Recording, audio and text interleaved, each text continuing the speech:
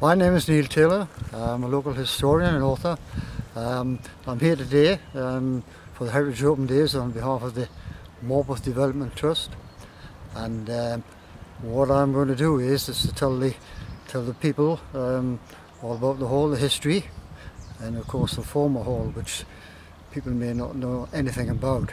The hall itself behind me here was built from 1824 by William Lawson, and of course the Lawsons were landowners around here. They came from the Tyne Valley, and they can trace them back right to the 15th century. So they were a long history in Longhirst itself.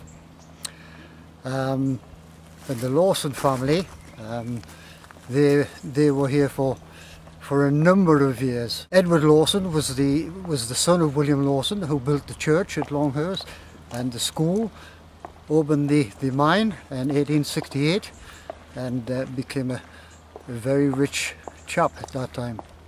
After he died, which was in 1882, the family moved away, probably because of he was the leading light in the family, and they didn't seem to want to retain the hall. It did fall in a little bit disarray before it was sold to Lord Joycey, Arthur Joycey, who was the coal baron, the richest man in the country, they said.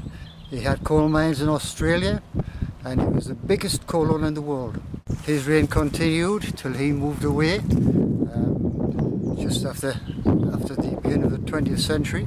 He was then a baronet. He moved to Fort Needle, and it was taken over by his son, who was Hugh Arthur Joycey, until 1936.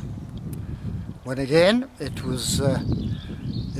fell into a little bit disarray before it was requisitioned by the military and used the hall itself as a billet for officers. This was during the Second World War, was it? This was during the Second World War, and of course the troops, they camped in the grounds. Around about 1948,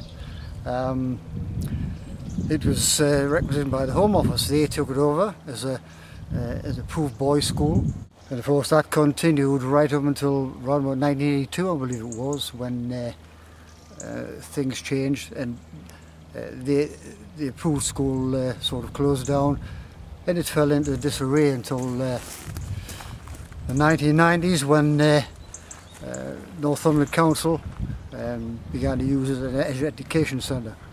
But then again in 1992 they decided that it wasn't financially viable, and it was it fell into a little bit disarray, the hall itself and the grounds. It was taken over by Enterprise Council.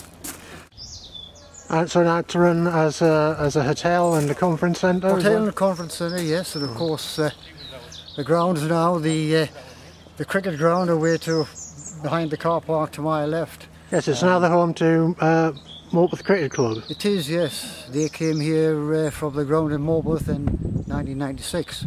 Behind that is the cricket, is the golf club, of which I'm a member, and that was taken over in 1997 by Tom Dawson, a local entrepreneur. So it's a building that's had a very checkered history, but at the end of the day, things seem to have come good for it, would you say? They certainly have, and the hall itself is well maintained, as well as the grounds, and the grounds behind me and well, right around this area were set out by John Dobson in 1824, and well maintained to this day. Some of the trees, original trees, are still here, and it's home to lots of wildlife, red squirrels, and it really is a picture.